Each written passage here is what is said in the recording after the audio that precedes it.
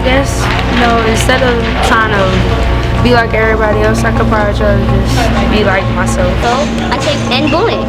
Really amazing that people actually came and actually cared and actually shared their stories. Really heart-touching for me since what I've been through.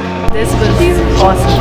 That you do not take advantage for others and you should stand up for each other. Just always help each other. It actually inspired me in a lot of ways. Hearing their words makes me feel better.